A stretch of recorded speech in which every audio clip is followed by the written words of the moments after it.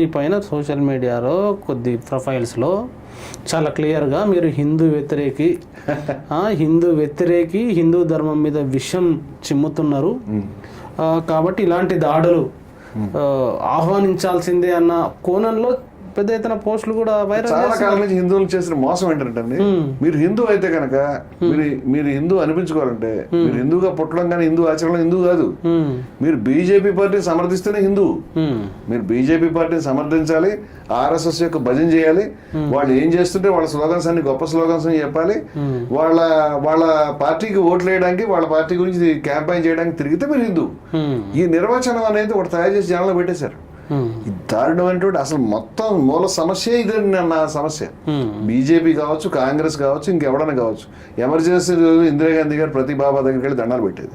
భక్తుడి కాదు, ఆ భక్తులు, ఆ బాబా గారి భక్తులు నాకు ఓట్లు వేస్తారేమో అని ఎక్కడెక్కడ యోగులు, బాబాలు, సిద్ధ పురుషులు మఠాలకు వెళ్ళి దండాలు పెడుతూ వచ్చేది ఆవిడ.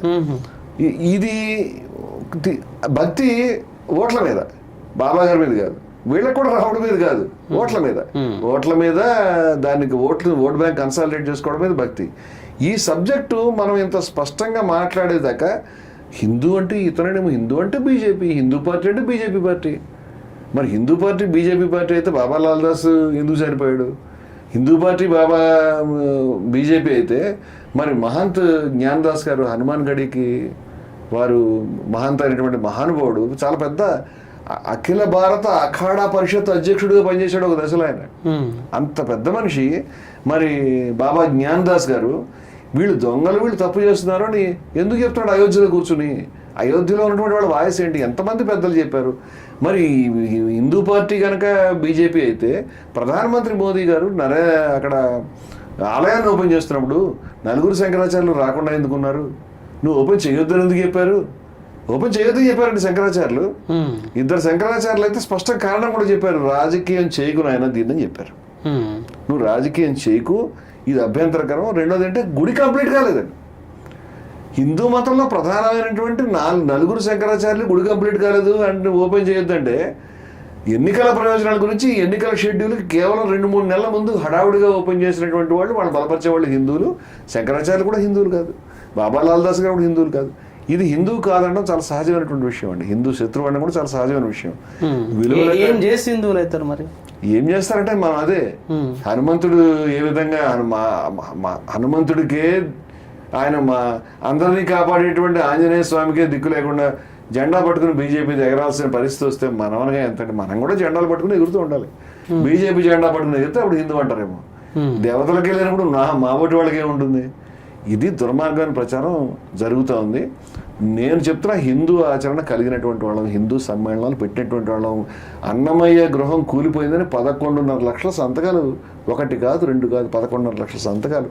పెద్ద రథయాత్ర, అనేక దేవాలయాల్లో అనేక సందర్భాల్లో అవి కూలినప్పుడు, ఇబ్బందులు వచ్చినప్పుడు వారాహిమాత ఆలయం కావచ్చు, నాగాలమ్మ ఆలయం కావచ్చు, ఆంధ్రప్రదేశ్లో అన్నింటినీ మించి మనం ఒక్కడే వెళ్ళామండి. జ్యోతి క్షేత్రంలో కూల్చివేతలు జరిగినప్పుడు విజయశంకర స్వామిని హెచ్పి కార్యకర్తలు వెళ్ళారు. అక్కడ కడప జిల్లా కలెక్టరేట్ ముట్టడించారు. ఈ పనులు వాళ్ళు ఎవరు చేయలేదు, ఈ పనులన్నీ చేయలేదు. ప్రతి నెల కాశిరెడ్డి నాయన ఒక జ్యోతి క్షేత్రం, కాశిరెడ్డి నాయన ఆశ్రమం కూలిపోతే ఆయనకు లక్షల మంది భక్తులు, అనుయాయులు, అభిమానులు ఉన్నారండి. ఆయన్ని వీళ్ళెవరు పట్టించుకోలేదే. బీజేపీ రూల్డ్ స్టేట్స్ లో హిందువులు ఏ దిక్కు లేకుండా పోయినా సరే వీళ్ళకి సంబంధం ఉండదు. బీజేపీ రూలింగ్ లో లేకపోతే మాత్రం హిందువులు కష్టాలు వచ్చారని కేకలు పెడతారు. బీజేపీ రూలింగ్ లోకి వచ్చినప్పుడు జ్యోతిష్ క్షేత్రం కూలిపోయినా పడతారు వీళ్ళకి. పరమ దుర్మార్గులు వీళ్ళు. మమ్మల్ని పైగా అక్కడికి వెళ్ళొద్దని మా మీద ఒత్తిడి చేసేటువంటి కాల్స్ ఆ రోజు విజయశంకర స్వామి గారికి వచ్చినాయి. మీరు వెళ్ళకండి, మన పార్టీ ఉంది అధికారంలో, మీరు చేయకూడదు. ఇది ఈ సాధువులకి అందరికీ మన పార్టీలు మన పద్ధతి అనేది అలవాటు చేస్తున్నారు వాళ్ళు. మాకు లేవే రాజకీయాలు, మాకు పార్టీలు లేవు, రాజకీయాలు లేవు, మాకు ఏమీ లేవు, కేవలం ధార్మికమైన విలువల గురించి మేము నిలబడ్డాం. అర్బన్ నక్సలైట్ మీరు కాబట్టి ఇట్లా చేస్తున్నారని కూడా మీ మీద విమర్శలు సోషల్ మీడియాలో ట్రోలింగ్ చేస్తారు. నక్సలైట్ అనేటువంటిది ఉంది కానీ అర్బన్ నక్సలైట్ వీళ్ళు తయారు చేశారు. అర్బన్ నక్సలైట్, రూరల్ నక్సలైట్ అనేటువంటిది ఈ దొంగ మాట, లవ్ జిహాద్ లాగా ఒక కొత్త పదం కాయిన్ చేసి తయారు చేసి పెట్టి అది నిజంగా ఉందేమో అనిపించే విధంగా చేశారు. కానీ నేను రమణమూర్తి గురించి ఒక మాట చెప్తానంట, నా గురించి నేను ఏమిటంటే, మీరు ఏదైనా కానివ్వండి, నన్ను తప్పు పట్టండి, నేను కరెక్ట్గా ఉండొచ్చు, తప్పుగా ఉండొచ్చు, కానీ నేను ఏం పని చేస్తున్నాను అది ఓపెన్గా బాగా చెప్తాను. నేను ఏమనుకుంటాను అదే చేస్తాను. నేను చేసే పని అన్ని సందర్భాల్లో అందరూ మెచ్చుకోలేదు.